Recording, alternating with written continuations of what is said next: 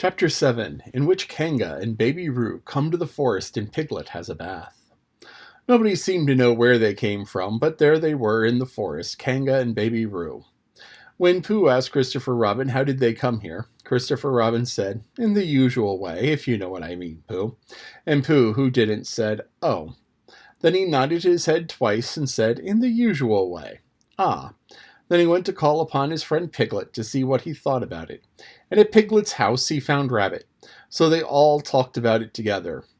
"What I don't like about it is this," said Rabbit. "Here we are, you, Pooh, and you, Piglet, and me, and suddenly, and Eeyore," said Pooh, "and Eeyore, and then suddenly, and Owl, and then all of a sudden, oh, and Eeyore," said Pooh, "I was forgetting him." "Here we are," said Rabbit, very slowly and carefully. "All of us. And then, suddenly, we wake up one morning, and what do we find? We find a strange animal among us, an animal of whom we have never heard before, an animal who carries her family about with her in her pocket. Suppose I carried my family about with me in my pocket. How many pockets should I want?" 16, said Piglet. 17, isn't it?" said Rabbit. "And one more for a handkerchief. That's 18. 18 pockets in one suit. I haven't the time." There was a long and thoughtful silence, and then Pooh, who had been frowning very hard for some minutes, said, "I make it 15. "What?" said Rabbit. 15. 15 what? "Your family." "What about them?" Pooh rubbed his nose and said that he thought that Rabbit had been talking about his family. "Did I?" said Rabbit carelessly. "Yes, you said—" "Never mind, Pooh," said Piglet impatiently. "The question is, what are we to do about Kanga?" "Oh, I see," said Pooh. "The best way," said Rabbit, "would be this. The best way would be to steal Baby Roo and hide him. And then when Kanga says, 'Where's Baby Roo?' we say, 'Aha!'"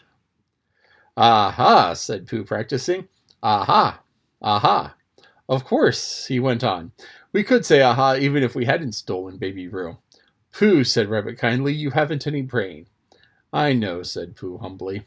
"We say aha so that Kanga knows that we know where Baby Roo is. Aha means we will tell you where Baby Roo is if you promise to go away from the forest and never come back. Now, don't talk while I think." Pooh went into a corner and tried saying aha in that sort of voice. Sometimes it seemed to him that it didn't mean what Rabbit said, and sometimes it seemed to him that it didn't. "I suppose it's just practice," he thought. "I wonder if Kanga will have to practice too so as to understand."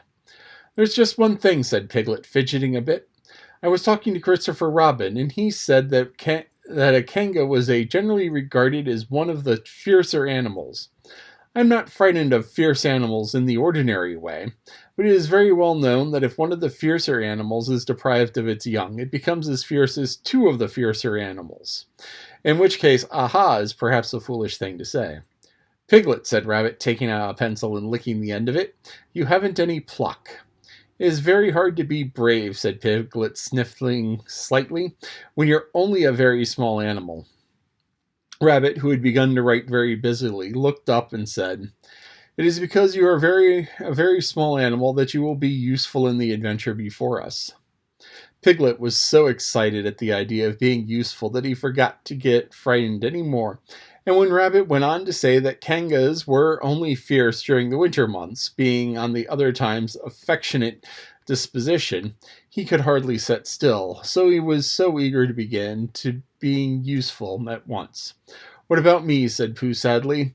"I suppose I shan't be useful." "Never mind, Pooh," said Piglet comfortingly. "Another time, perhaps." "Without Pooh," said Rabbit solemnly as he sharpened his pencil, "the adventure would be impossible." "Oh," said Piglet, and tried not to look disappointed. But Pooh went into a corner of the room and said proudly to himself, "Impossible without me, that sort of bear." "Now listen, all of you," said Rabbit when he finished his writing, and Pooh and Piglet sat listening very eagerly with their mouths open. This was what Rabbit read out. "Plan to capture Baby Roo. 1. General remarks. Kanga runs faster than any of us, even me. More general remarks. Kanga never takes her eyes off Baby Roo, except when he's safely buttoned up in her pocket. 3. Therefore, if we are to capture Baby Roo, we must get a long start, because Kanga runs faster than any of us, even me. C1. 4. A thought. If Roo had jumped out of Kanga's pocket and Piglet had jumped in, Kanga wouldn't know the difference because Piglet is a very small animal. 5. Like Roo. 6. But Kanga would have to be looking the other way first so as not to see Piglet jumping in. 7. C2. 8. Another thought. But if Pooh were talking to her very excitedly, she might look in the other way for a moment. 9. And then I could run away with Roo. 10. Quickly. 11. And Kanga wouldn't discover the difference until afterwards. Well, Rabbit read this out proudly, and for a little while after he had read it, nobody said anything. And then Piglet, who had been opening and shutting his mouth without making any noise, managed to say very huskily, "And afterwards? How do you mean?" When Kanga does discover the difference. Then we say, "Aha!" All three of us? Yes. Oh. Why, what's the trouble, Piglet? Nothing, said Piglet. As long as we all three say it. As long as we all three say it, said Piglet, I don't mind, he said. But I shouldn't care to say aha by myself. It wouldn't sound nearly so well. By the way, he said, you're quite sure what you said about the winter months? The winter months? Yes, only being fierce in the winter months. Oh, yes, that's all right. Well, Pooh, what do you have to do? No, said Pooh Bear, not yet. He said, what do I do? Well, you just have to talk very hard to Kanga so that she doesn't notice anything. Oh, what about? Anything you like. You mean like telling her a little bit of poetry or something? That's it, said Rabbit. Splendid. Now come along. So they all went out to look for Kanga. Kanga and Roo were spending a quiet afternoon in the sandy part of the forest. Baby Roo was practicing very small jumps in the sand and falling down mouse holes and climbing out of them. And Kanga was fidgeting about and saying, just one more jump, dear, and then we must go home. And at that moment, who should come stumping up the hill but Pooh. Good afternoon, Kanga. Good afternoon, Pooh. Look at me jumping, squeaked Roo, and fell into another mouse hole. Hello, Roo, my little friend. We were just going home, said Kanga. Good afternoon, Rabbit. Good afternoon, Piglet. Rabbit and Piglet, who had now come up the other side of the hill, said good afternoon, and hello, Roo. And Roo asked them to look at him jumping, so they stayed and looked. And Kanga looked too. Oh, Kanga, said Pooh after Rabbit had winked at him twice. I don't know if you're interested in poetry at all. Hardly at all, said Kanga.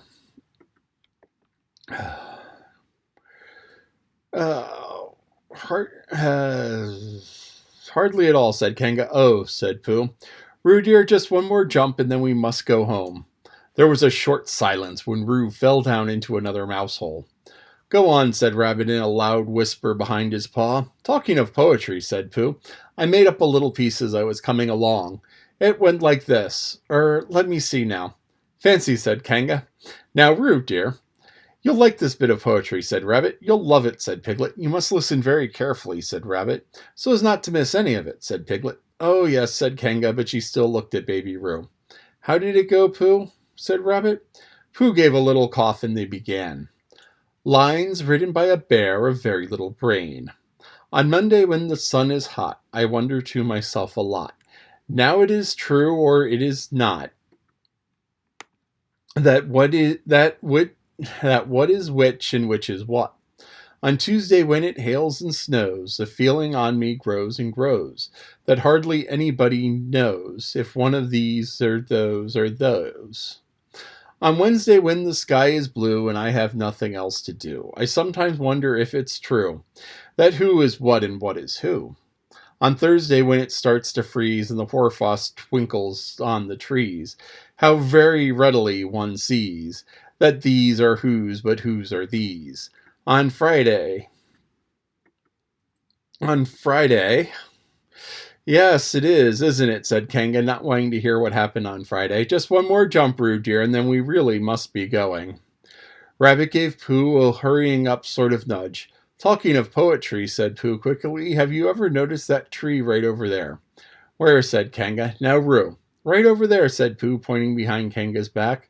No, said Kanga. Now jump in, Roo, dear. We have to go home. You ought to look at that tree right over there, said Rabbit. Shall I lift you in, Roo? And he picked up Roo in his paws. I can see a bird in it from here, said Pooh, or is that a fish? You ought to see that bird from here, said Rabbit, unless it's a fish. It isn't a fish, it's a bird, said Piglet. So it is, said Rabbit. Is it a starling or a blackbird, said Pooh. That's the whole question, said Rabbit. Is it a blackbird or a starling?